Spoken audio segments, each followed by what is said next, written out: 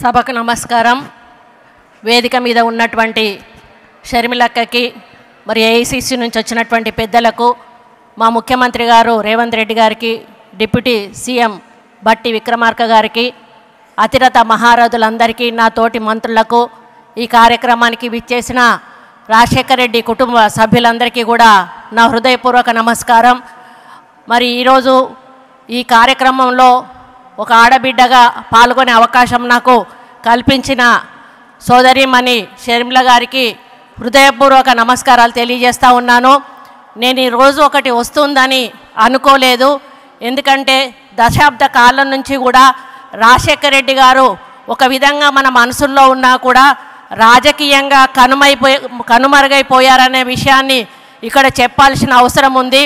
మరి ఆయన ఒక నాయకుడిగా పేరు తెచ్చుకున్నా కూడా కొన్ని రాజకీయ మార్పుల వలన ఆయన పేరు మరుగున పడిపోయిన విషయం మనందరికీ కూడా తెలుసు.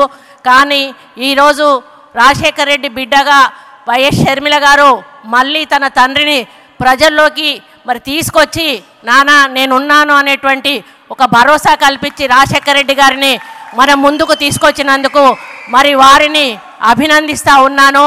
మరి నాకు చాలా గర్వంగా ఉంది. ఈరోజు వస్తుందని నేను అనుకోలేదు. ఎందుకంటే ఇప్పుడే రామచంద్రరావు అన్న చెప్పినట్టుగా నా భర్తకు ప్రాణదానం కల్పించిన రాజశేఖర్ రెడ్డి గారి కోసం ఆ రోజు నేను మంత్రి పదవిని వదిలిపెట్టుకున్న విషయం మీ అందరికీ కూడా తెలుసు.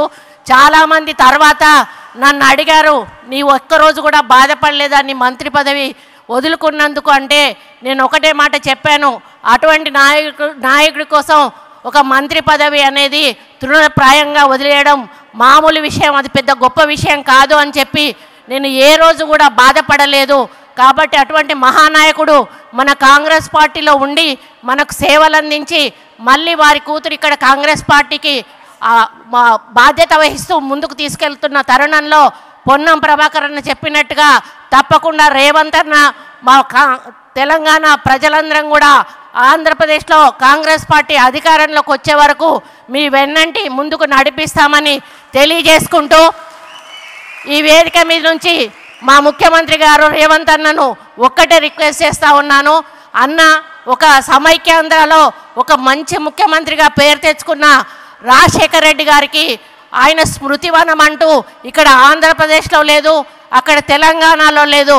కాబట్టి మీరు మీ నాయకత్వంలో ఆయనకు హైదరాబాద్లో తప్పకుండా ఒక స్మృతివనం ఏర్పాటు చేసి ఆ నాయకుడిని చరిత్రలో నిలపాలని ఈ వేదిక మీద నుంచి రిక్వెస్ట్ చేస్తూ మీ అందరికీ ధన్యవాదాలు అర్పించుకుంటూ సెలవు తీసుకుంటా ఉన్నాను. జై హింద్.